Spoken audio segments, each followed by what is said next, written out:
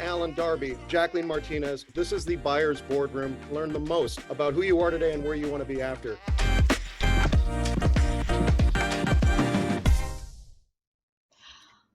All right, back at it, Buyer's Yeah. Boardroom.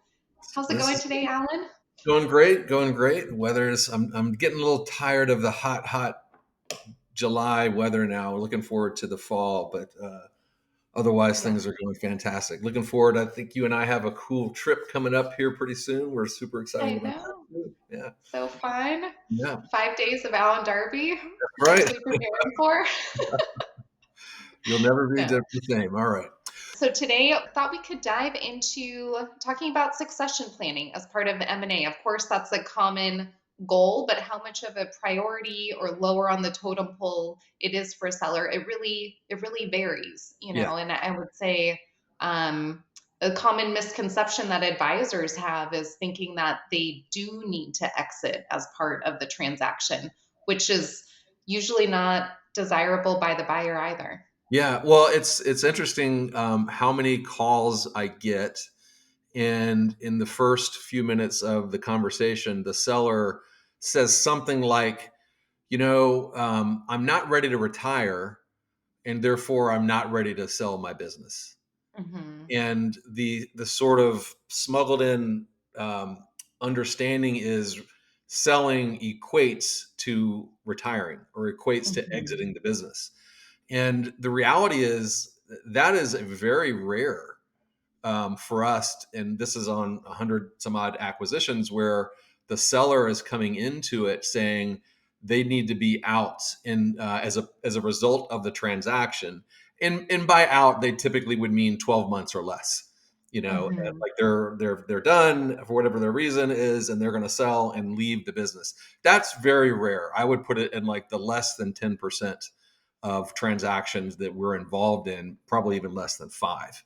And so Hmm. Right. it's something that I think needs to be understood firmly. Is that if you look at the total number of transactions that are done every year, the vast majority of them, the sellers are not leaving. Of course, there are those who do hang it up pretty quickly thereafter, but I would put those in the minority. And then I would put those, if you look at the size of the businesses, they generally are the smaller businesses, that maybe have Hmm. just a handful of people. They don't really have a strong Gen 2 in place. And so this concept of just selling, handing off my book of business to someone else and walking away tends to be more associated with those smaller practices. So, Hmm.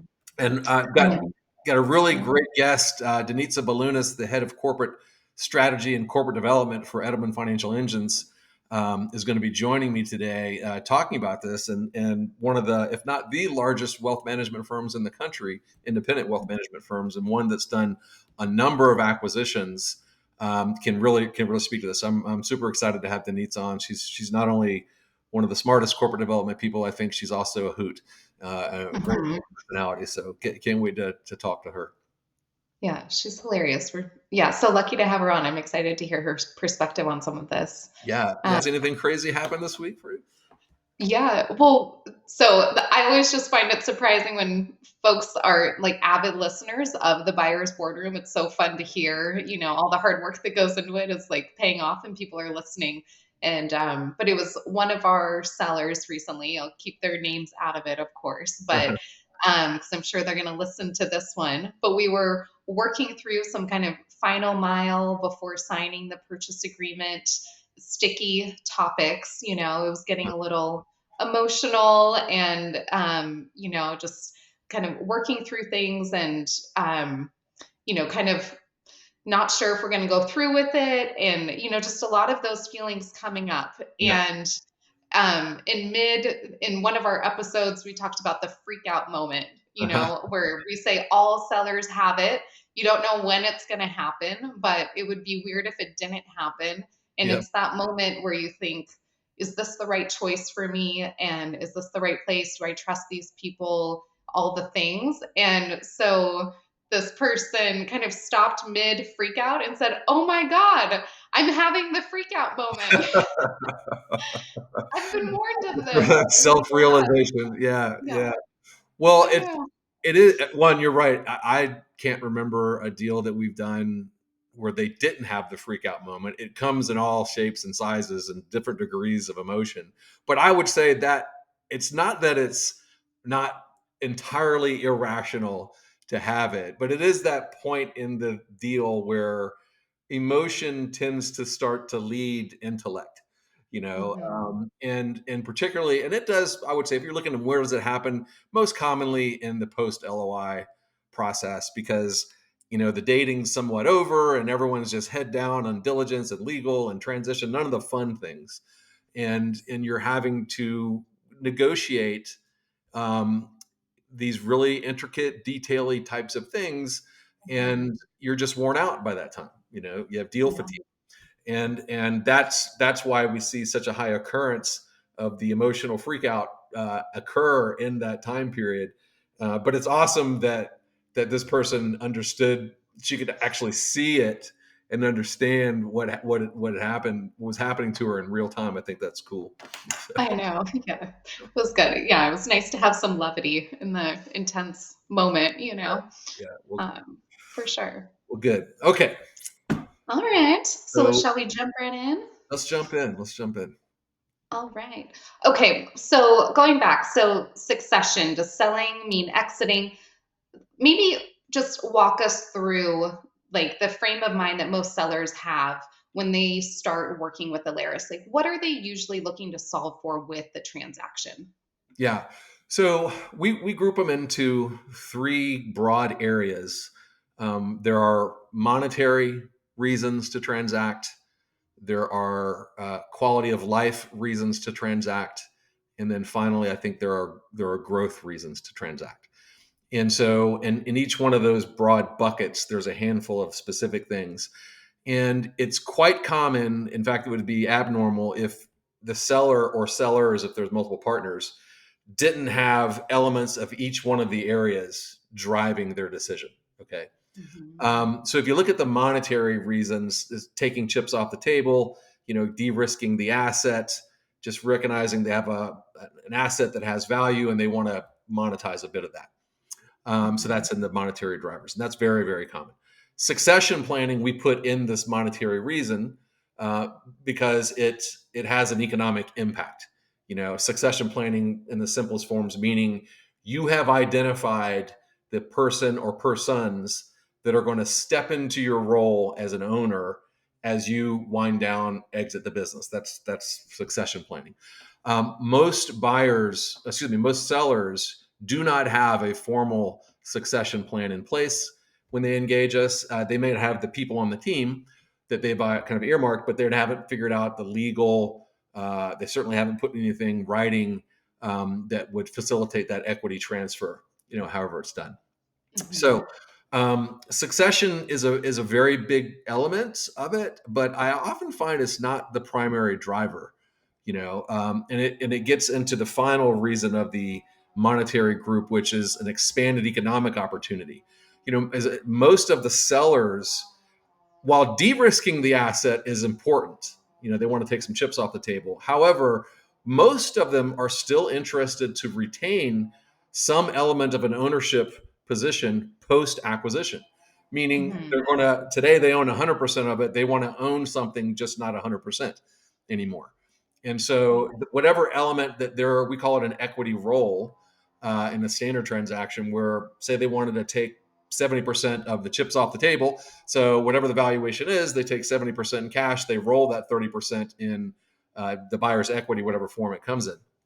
And so their mental place as it relates to succession planning is to me is typically more about de-risking the asset, but they're not looking to get out. In fact, they Mhm. want to maintain an element of ownership. And so that's sort of like what's really like, if you look at that monetary group of reasons, that's an important part, but it's not the majority of the reason. Mhm. Now we're going to get into the quality of life. It's how do you change how I work? Get me out of the stuff that I can't stand doing so that I can spend more time in areas I do enjoy. That's usually the operational elements of it, tech, managing people, billing, Compliance. payroll, Yeah. compliance. That's, no one Mhm. ever fought to keep compliance. So um, it's that thing. Now it's helped me train my people. help me manage the people, give them better career pathing opportunities. That's a growth thing, right? Help me expand my services and capabilities. Help bring expertise into the business such that we're more attractive to our clients. Those are definitely things that I would put in the bigger element of what drives a transaction. And that has nothing to do with the exit. In fact, it's the exact opposite. It's how can we improve the business and make things better for our staff and for our clients. Hmm. And then finally, it's the growth thing. It's like help us grow to another level, whatever that level is for the seller. They don't mean working 100 hours a week, but they mean let's surround ourselves with all these resources, improve our capacity, help us manage the business better, and then sprinkle in some organic growth capabilities, whatever that is for the buyer, and help us grow. So that's the frame. Once they check the box and that monetary thing, which is typically the de-risking piece, they want to roll equity and then have all these other benefits of selling. Hmm. Yeah. That makes sense. How often do you find that advisors are like surprised that they even can stick around for years after the closing, or that might even actually be preferred by the buyer, that they don't have to solve for that succession right away? Well, so you're hitting the nail on the head. Whatever your succession problem is, the buyer immediately inherits it, right? And so, Hmm. all things being equal, they would like more time to work through those succession issues. So, contrary to what people think, the buyer, and I'll put an asterisk, the vast majority of buyers are not eager for you to leave. It's the opposite. They're more worried about you leaving and impairing the client relationships, which then impact the valuation of the business. So, but it is something that I do find myself when I explain this to owners, they're somewhat surprised. They're like, oh, I thought they'd want us to leave right away or get us I out of know. there. And, no, the answer is not. Now, for that to be reality, you need to have alignment with them. That's why we put so much emphasis on trying to measure compatibility, get to that point of cultural alignment where you're generally and specifically aligned with whatever the buyer's model vision is. That will enable you to be, to stay there longer. But no, Mhm. it is surprising for a lot of people to learn that they don't want you to leave. They would love for you to Yeah. stay as long as possible, as long as you're happy, productive, servicing the clients and so forth. They want you around. That gives them more runway to try to work through any succession issue that might be there. I'm thinking about a seller we have right now did finally get to LOI, but for the months leading up to it, just continually asking us, why are they not telling me how they're going to take over running the office and Right. all of the client relationships and take, basically all the control out of running the office? And it's like, well, like that would be very rare that someone like you wants to leave. I don't think you really want to leave now anyway, but they're assuming you don't want to leave. So having a conversation with you about pulling all control from all of these things would be very off-putting to the majority of advisors in your shoes right now. Yeah. So that's why it's not being talked about, because that's No, that's not that's their plan. yeah. Yeah. I know the opportunity you're talking about, and Yeah. it is true. Like they're typically in the first year post acquisition, they want as little to change as possible. There's a left change Mhm. happening. Period. And it's mostly about get once they're onboarded, client transition paperwork, all the rest. Now you're there, you've got to learn all the new technology, all the new systems, all the new people that are around you, supporting you, and there's just a lot of learning. And so they really don't want to get in there and start messing with like your staffing model, for example, or who does what on what day. They certainly don't want to mess with the client experience. So in that first year, I wouldn't expect a lot to change there. Any changes that they would ultimately implement, which are sort of what this person was asking, like why are they not giving me my plans for takeover here? That will be done over a period of years. As they Mhm. gradually kind of remove things from the local office's plate, it'll start with operations, then it'll move into practice management, training of the staff and team. Ultimately, it depends on the buyer, but it could get more than that. But usually once they centralize the operations and you're humming along on practice management and you've got good support and resources there, they're not going to go much further than that. They Mhm. still want you to be the local leader. You're in charge of the local culture. They're not going to be too insistent that change, for the Mhm. most part. Yeah. Yeah, that makes sense. I think maybe, just combating that bias that folks have that they would be leaving. I think, as much as a buyer may say that they want you to stay and they want you to thrive, there's still that doubt, apparently that we come back with, that we run into. But really we see buyers demonstrating that they do want the sellers to stick around through their deal structure. Like there's various elements of our deal structure that are really geared towards continuing to grow the business, and that's kind of the proof in the pudding, if you will, that they really do mean it. This isn't, if it was all set up for you to be leaving in a year, you wouldn't have payments extended out multiple years. You wouldn't have them wanting you to become shareholders. Yeah. Just various elements of the deal structure. Yeah. Well, and again, we're talking generally here. Most buyers, where their significant return on their investment comes from, is in post-acquisition growth. Okay, they are acquiring cash flow day one. That's a return. There is generally a delta between what they're valuing you at and what they're valued at. There's a component of return. But both of those, to me, aren't substantial enough to incentivize most buyers to move forward in an acquisition model. Where they really get excited is buying a firm that does 2 million in revenue, and 3 years later they're at 3 million or more. Mm-hmm. And that's all post-acquisition growth. So that ties nicely to what we're saying is that they prefer that the seller stays and is helping move that ball, driving that northbound adoption of whatever the buyer is asking them to do, because it drives the revenue, which they didn't have to pay for. And so they're going to incentivize you in a number of ways. That, well, one, there's going to be an earnout, right? So there's a part of the initial valuation is often a second valuation based on post acquisition growth. That's an earnout. That's a way that they can incentivize you and other members of the team. Let's all get on the northbound train for growth. And at the end of that earnout period, there's going to be additional valuation. That's one way. There's the compensation incentive. So every new dollar of revenue that you bring in, you will be sharing in that to some degree. Most commonly, it's sort of some top line sharing. So 20 to 40%, let's say, of every dollar you bring in the door, they're going to award to you in a typically in a recurring sense.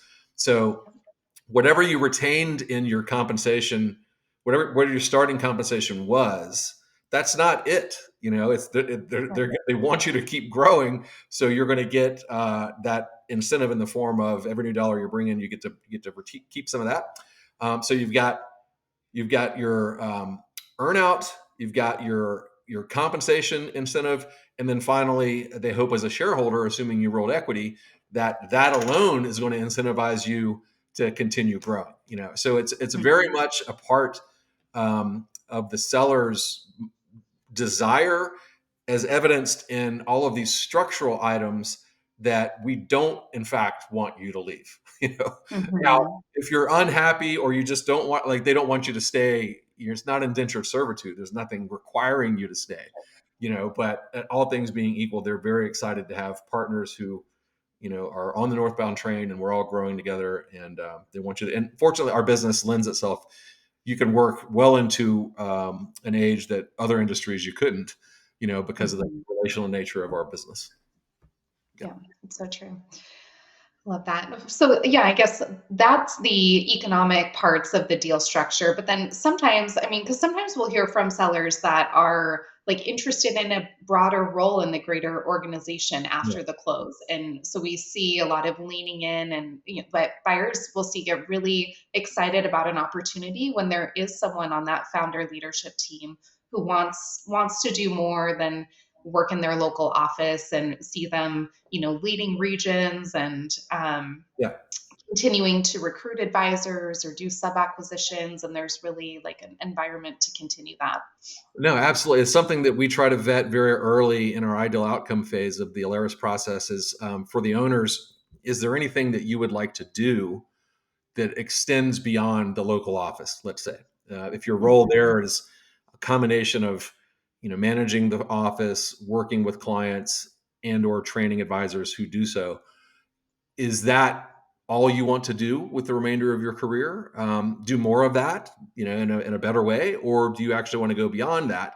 To your point, maybe running a region, or maybe there's some expertise that you brought into the partnership that they can leverage into other locations of the firm. It Mhm. could be recruiting. You mentioned we've seen firms that the owner sold and became a part of the corporate development team. Helping Right. them source acquisitions or recruits. So there's all these things that could be a potential for you, assuming you desired it. And there are a number of buyers, particularly the ones that are growing, right? If they're going to go from 5 to 10 to $50 billion, they're going to have more people doing more things. And Yeah. so there are typically many opportunities, if that's true for the owners, of wanting to maybe change how they work or add some additional things in the later part of their career. The key point I would say, as you're broaching this topic with a buyer, so let's say you did want to expand your participation in the broader firm, is make sure that they understand that you understand. Job number one is to keep the clients. Mhm. You can't. It's difficult for them to go into the conversation um, where they're trying to really evaluate: do we want to partner with you and your team and your clients, and is this a good fit? Just period. And the majority of their conversation is focused on these extra office functions, and Right. could cause them to be concerned. Oh, your eye is not on the ball of maintaining the asset that we just purchased. Um, Mhm. Focused on leaving and going and doing these other things. So you just got to be careful to make sure that the buyer knows that, hey, look, I know you're acquiring my business. Job number one is let's transition the clients and business over, make sure that's all stable and growing. Now we can start talking about things that we might want to do beyond the local office. So that's just one way of Yeah. talking. And it is like to that point, though, it is kind of a leap of faith because that may not be like ever detailed anywhere and like an employment agreement of what that may look like a year down the road because the focus is on stability of the current team. Like, let's say a founder who's not really doing any client service work anymore. They've really elevated to that like CEO role and they're leading the organization. They're not servicing clients. Like, still in that first year for that profile, there's still like stability for the team and making sure everyone is feeling positive about continuing to integrate into the buyer's new platform in all the various ways. There's still work to be done. And so what that eventual role may look like may not be defined anywhere, but And don't, um, I yeah. agree with you exactly what you're saying. Don't read into that the Yeah. buyer is not willing to commit to a different role. It's just there is so much that has to be done, to your point, to successfully move this business over to the new world, that they they just don't know what that role would look like. And we know buyers, and I actually, well, it was frustrating the first few times we had to go through this with them, but they just would not commit to any discussion like that. And their Mhm. point was like, we've never worked with this firm before. We don't know their people. We before we even are willing to broach the topic about additional roles, let's spend a couple years working together, getting to know one another, figuring out what their talents are, what they really like doing. And at that point, we'll be arms wide open. Of course, there's a lot of belief that the seller has to have that buyer will remember that conversation. Mhm. Fortunately, the good ones do. They have the ability to point to, look at our partner that we acquired 5 years ago. They were in this role for the first 3 years, managing their local office, and then we moved that person because they wanted to into another Mhm. role within the organization. It should have examples like that. But I would say it's a great point. Don't read into the buyer just like being obstinate or not unwilling to have the conversation. They're really focused on let's let's partner together, get that over, get it stable, and then we can have these conversations about what's next. Yeah. Yeah, I love it. Yeah. Well, probably a good time to bring in Denitsa Balunis from Edelman Financial Engines, and she's really seen all of these things play out firsthand. So, Absolutely. I'm excited to hear her experiences around, sellers that have stuck around, where they haven't, and I love her sharp perspective on how things work in the real life, and when it doesn't work out, and really how to structure deals to make it a win-win for everyone. All right. Let's do it. Yeah.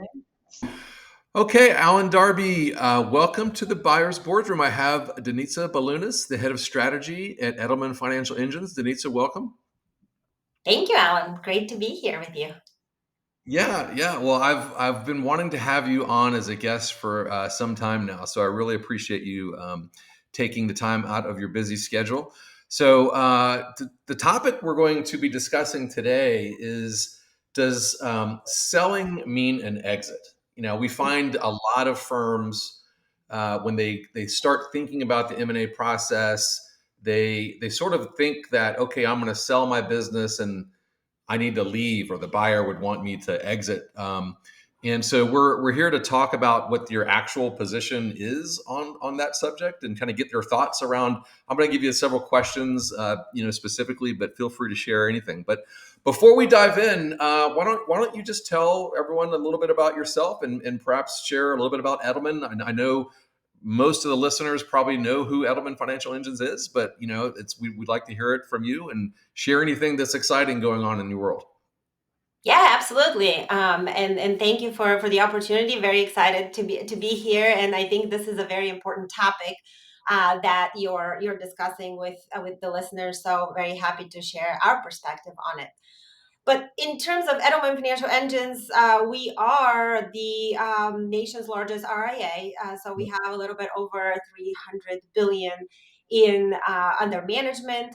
We are a merger of two companies. One is the Edelman Financial Services, so the firm that Rick Edelman started, as Yep. well as Financial Engines, which is really an institutional business where we manage the 401ks of the nation's largest companies. And the reason for putting that business together is that those participants on the management side, on the institutional side, are really a great source of growth for our wealth side. And so that was our DOT thesis. The company has been in our current form for 7 years, and that is today our institutional business today drives billions of inflows into our wealth business. It is the biggest growth source that we have. Um, that said, M&A is a very important part of our strategy as well. And the way that we look at M&A, which has a relevance to the topic that we're going to talk about today, is we're a strategic acquirer. So we're not an aggregator. We don't acquire 10, 15 firms a year. What we're looking for is really firms that are a strategic fit with us. They bring great talent and expertise and can really allow us to increase the value that they bring to their clients. But also, even though we're a large company, we look to some of these smaller firms that join us to help bring capabilities and expertise to Edelman as well. And so Right. we are very much look for founders and for firms to come in and really help us build the next phase of Edelman's future. And that is really what we find exciting. So we've done every acquisition that we've done. We have really feel like we've learned something from. Yeah. And the other exciting thing is we do have a lot of new leaders there have joined us and are joining us. And so we are very much positioning for increasing our growth into the future with Yeah. a lot of great people that are joining EFE. Well, I think one, you kind of tipped your hat, I think, to how you're going to view the topic today by saying you're seeking great talent and expertise. And I think it's relevant for the listeners to know that even as the largest independent RIA in the country, it still feels, just based on my interaction, like you're seeking input, recognizing that every firm that would join you by acquisition is an entrepreneur. You're not looking to take that away. In fact, you want to embrace that and help them scale, bring institutional caliber systems, process, tech, but still keep them in that let's say feeling of entrepreneur, feeling of founder. Where they're not just becoming like an employee that's getting dictated to. It's very much a partnership model. Yes, that's exactly our approach to it. We're a large firm, but we are a collection of really about 300 practices across the nation. And we Right. look at each one of our planners as an entrepreneur who is growing their book of clients that are also EFE clients. And our number one priority as a firm, both for the planners who are with us today and also those who are joining us, is that we really leverage their entrepreneurial spirit, their ability to really understand and help clients with their most important needs, and really earn the trust of the client. What Yeah. we do as a corporation on the back end is provide everything else: compliance, legal, systems, operations, investment management, rebalancing, all portfolios, innovation. All of that is something that we're taking on so that the planner, the client facing teams can really do what they do best, and that Yeah. is get the trust of clients and help the clients in the Yeah. best way possible. Well said. Well said. Okay.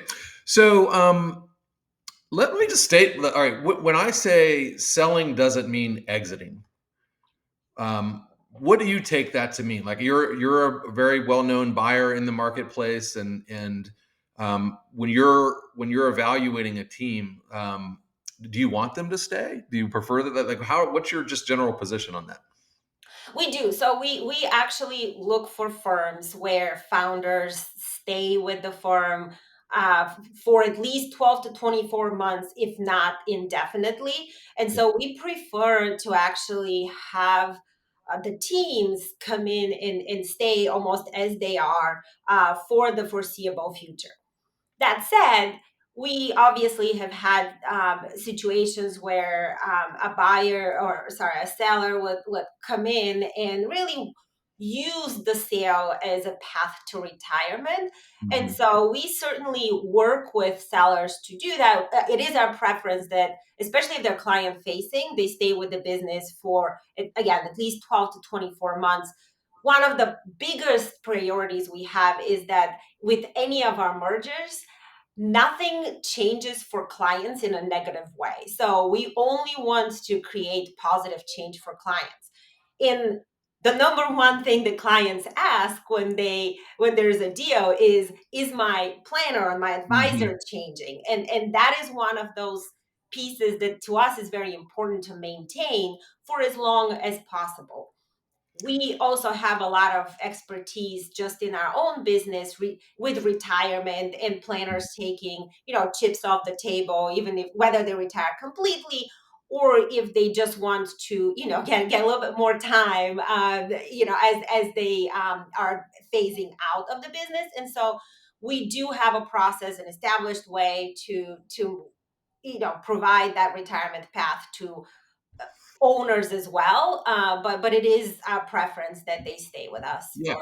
for at least 12 to 24 months. So it sounds like the minimum glide, we refer to it as like a glide path to exit here at Alaris. And so you would say that if I wanted to get out of the business earlier than 12 to 24 months, that might, like, if you ever passed on a transaction because they wanted to leave too soon. I mean, there's situations where, for example, we did acquire a firm where the one of the owners had already transitioned his book to Okay. a G2, and so he did take a step back from the business earlier than a year. So it depends on the circumstances.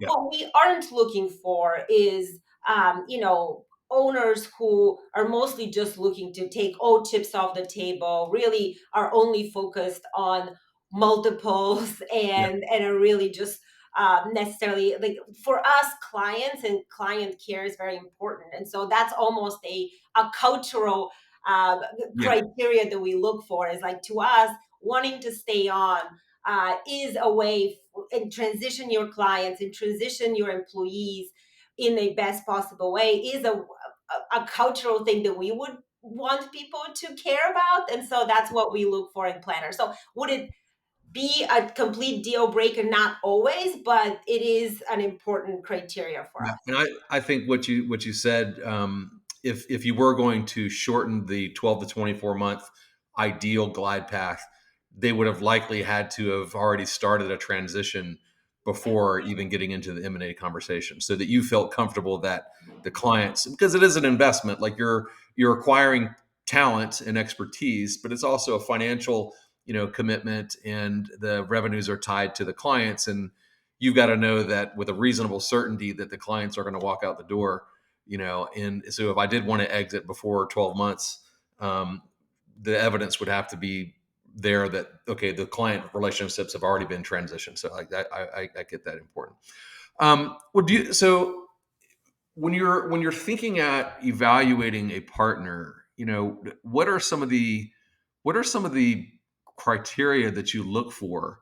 Like how do you value or evaluate rather, whether a partner would be a person would be a good partner after the transaction? What are some of the things that are good evidence points for that? Yeah, sure. So, I mean, there's a number of different categories. One is just the alignment in being planner. So EFE is a planning first, planning focused firm, and so we would want our firms that join us to also be planning focused and really not necessarily looking to beat the market. So it's really more planning and not super investment management. Obviously, investment management is an important part of a plan, but planning is more important to us. So that is one. Then also we do look at some of these cultural factors, and we talked about one. We do want to make sure that founders or owners are very thoughtful about the transition process for clients, the transition process for employees, because again, if there are G2s or there are service or operations team members that are coming with the firm, we also want to make sure that the culture of the firm is very aligned with us, and that does require owners to care about what happens with Yeah. employees, what happens with clients. And so those are really probably the two that we most look at. And then really what we want to do is spend enough time with these firms in order for us to, again, each acquirer has a little bit of a different approach, and really setting the expectations very clearly up front and spending enough time to where we really are comfortable that people understand. A transaction always is a change, but it Mhm. is understanding the change and starting to be comfortable with what changes, what stays the same, and then really committing, having the seller commit while knowing and having as much information up front about our approach, and really signing up for it Yeah. is one of the more important things we do. And so the more time we could spend up front with firms, the better for us, because it is, again, very sometimes difficult for people who have founded firms and Mhm. run them for 10, 20, 30 years to all of a sudden go through a transaction and have to be a part of larger organization. And I think we make it very easy, but we also want to make sure that people are prepared for that, because it Yeah. is one of the biggest changes that they would go through in their professional and even personal lives. And we recognize that. And to us, it's very important that they understand what they're signing up for when joining EFE. Well, it's an old colleague of mine in M&A said it's, sellers who want to sell their car but keep it parked in their driveway. It's like there is going to be some change, and it's interesting, in terms of value evaluating whether a partner is going to be a cultural fit or not. Coming into the dialogue, if they're speaking about culture, but all they ultimately kind of revert back to is conversations about the deal or the check, and that, and with very little conversation around their team, around their clients, that's probably an indicator that this is not a good cultural fit. Not that the economics aren't important, they clearly are, but I do see that frequently. There are sellers who they want to have the economic conversation, that's important, but their real emphasis is on, I want to take care of my team, I want to take care of my clients. Tell me how those things are going to improve. There's other sellers who speak to that, but then it's just always about the deal. They just want to let's get back to the deal. And it's very important. It's very easy having multiple conversations to really discern which one, who we're dealing with. And that would seem like it would naturally tie to someone who's saying, I want to be out quick. They might not have the care or focus on their team or their clients, as it is all about the check for them because they're leaving. And so those are things that it sounds like you guys really pay a lot of attention to when evaluating, is this going to be the right fit for us? So in general, it sounds like you prefer that the owner advisor stays as long as they possibly could, or would see have an engaging experience with EFE. They're enjoying what they do. They're contributing. They're certainly not detracting from the EFE family, because that's something people I need to think don't understand how much buyers really pay attention to, is like, you've got in large a happy family there, and you don't want to bring someone on who's going to be distracting or disruptive to that, right? And so trying to evaluate that is really important, and everyone has their own ways of doing that, but those are some things that I think that are need to be said. So well, let me ask you this question. So how do you balance giving founders autonomy post transaction? It's this natural tension that exists, that I'm an entrepreneur. By and large, I don't like being told what to do, but I'm also seeking positive change and things that are going to improve my life, my team, and my client's life, which require change. So how do you articulate that? How do you balance that need to change versus the owner's need for independence or entrepreneurs? Yeah, no, that's a good question, and it is important. The way that we look at things is and that is part of the conversations we have up front. What changes is a lot on the back end, and the technology. There is, obviously, we do have a centralized investment management and operations team. We have kind of a centralized marketing team, and for all of these, to really, for us to bring the EFE value together to the firm in order to grow together, we do need all of that back and infrastructure to change. Now, we do work with the founders and the teams in order to create a roadmap. And again, we have the luxury of, we don't do 10, 15 deals a year. So we can customize our approach and what changes when, for what reason, because we understand there's, dynamics either with clients, or each firm has a unique situation. What stays the same, though, in many ways, and that's true for our planning teams outside of the ones that join us through M&A, is that the advisor or the planner really owns the relationships with the clients and really maintains we know that they know what's best for their clients. They know their clients best. And so how the interaction with clients go, how they develop their relationships with clients, or get new clients, how they interact with their teams, all of that just stays generally unchanged. And Yeah. so, in a way, what we're doing is taking away some of the stuff that they really don't want to do. So Okay. compliance is the one that Exactly. tends Yeah. to be always the first one that people are super happy to do. Then we change gradually the technology, and I know that, again, some of the planning tools and other CRM technology, though, that is meaningful for the planners and advisors. And so we do that very thoughtfully, and with their help to design the process. And we do take care of everything. So we have a pretty large integration team. There's about 30 people that all work in the background to make sure all that is successful. But what always stays the same is that how they care for clients, how they communicate with clients, how they approach everything that they do for clients.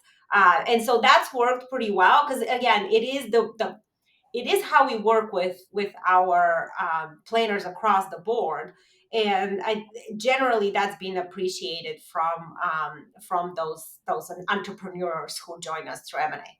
Yeah, and going through that, let's say like you call it the back end or the back office, those functions being removed from the local team's plate, it creates capacity for them to be able to spend time doing things that they would prefer to do.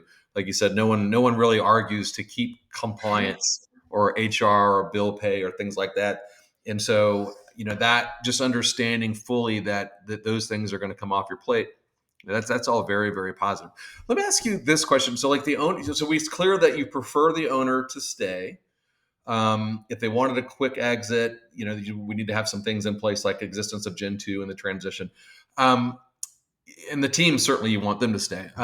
But what are some of the ways that we incentivize, because it's an investment you're making, and I know that the return from a buyer largely comes from post acquisition growth of their partners, and therefore you're going to incentivize them. And there's ways that you can incentivize. So there's equity, so they can still own equity. So I should also do a podcast. Selling does not mean you're no longer an owner. You can still be an owner. And so maybe speak to that a bit about, and then secondly, there are things like growth earnouts, and then there's post-acquisition compensation incentives. So like in general, like how do you guys approach that? We don't need to get too detailed perhaps, but like, are you interested in having me make more money after I join and sell my practice? Or is it basically, I sold and, I've sort of economically checked out? Well, very good question, and we are very much we are a growth firm. We are very much interested in continuing to grow, and the best fit for our firm are owners and teams who are actually looking to grow. Because to the point that you made earlier, once you take all of the back office operational stuff away, then they all of a sudden have a lot of capacity and a lot of time then to spend either on getting meeting with existing clients and getting more growth out of their share of wallet, or getting new clients, and we enable that. So we do have a multi-channel marketing machine that can provide the growth. So we incentivize growth in a number of different ways. Obviously, for people who have sold the practice to us, you mentioned there are growth earnouts. There is an opportunity to participate in with equity in the ownership of the business, and that is specifically available for owners who are looking to stay with us for the long term. We are private equity owned. Our equity isn't necessarily liquid, and so that's why we want to make sure that people are with us for the long term, because it's one of the advantages, and it is the most valuable part of a package, a sales package. And let me interrupt you right there, because this is something that I can't say enough, and I have to tell people all the time.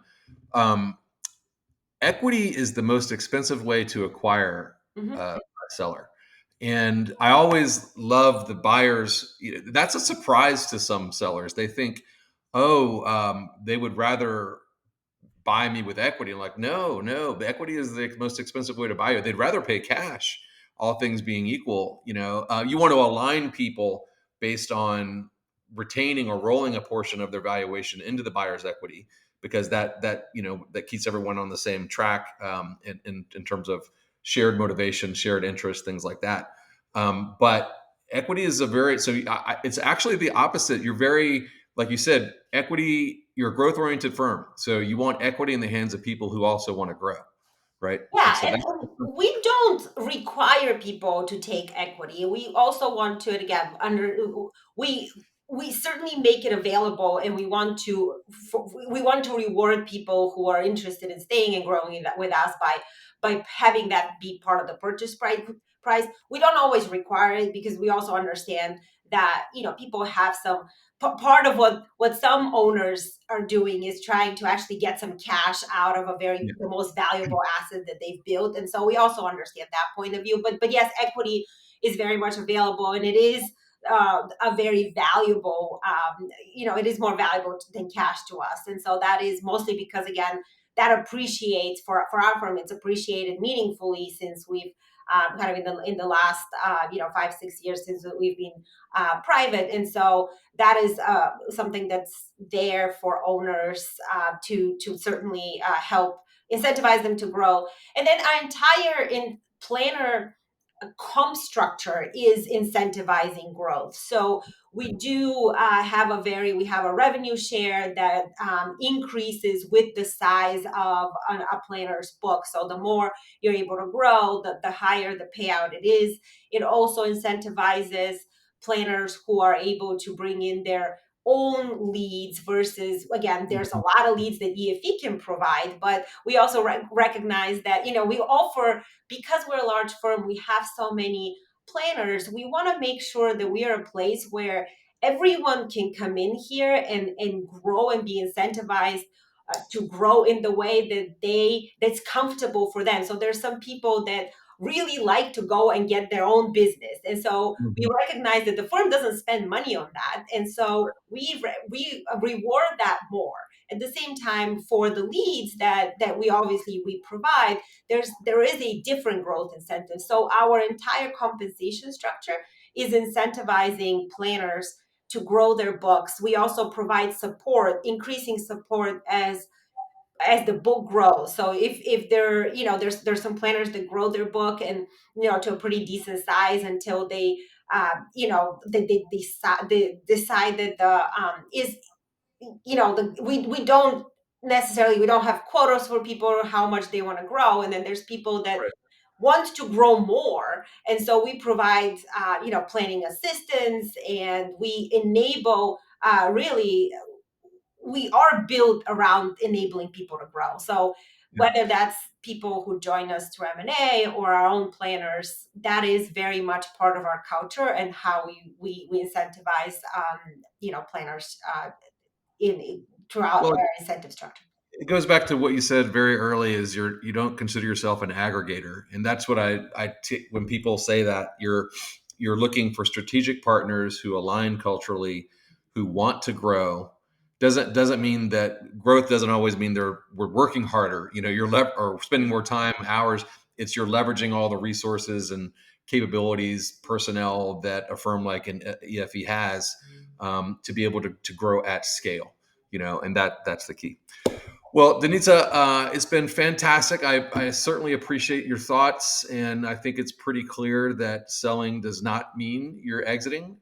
It can mean you're exiting, but it would be done in a thoughtful way over a period of time. By and large, it's a war for talent, and you're eager to find super talented people, whether it's the owners or the staff, and have them come in and join the Edelman team. And thank you for all the hard work that you've done for the industry, and we're super excited about the future for EFE. Yeah, no, thank you. And I would say that, obviously we greatly appreciate partnership with Alaris, mostly because I think you guys have such a great appreciation of these very important questions for sellers and buyers. And you're bringing clarity to the industry about all of these items is super helpful. So thank you for having me, and very excited to have been here. All right. Well, that was a great interview with Denitsa. Yeah, she's a hoot. Having her on. Yeah. She's great. Just loads of experience. We think the world of Edelman. Think it's a great firm, and certainly a lot of great insights to share. I know this episode is running long, but you think we have time for a mailbag? Yeah. What do you got? Okay. Dear Buyers Boardroom, my revenue was around $1 million. And so after expenses and replacement costs for my owner's compensation, I think there's probably around $200,000 in EBITDA. Is my firm too small to sell? The too small question. Okay. Well, there's a lot into that. One, it's all about the buyer and who they're seeking to acquire. So if it's a smaller local firm that maybe hasn't done a lot of acquisitions as the buyer, probably wouldn't be too small. I can say most of the strategic national firms, even the larger regional players, they're starting to set their target income or revenue at around, I'd say, $1.5 million, $2 million.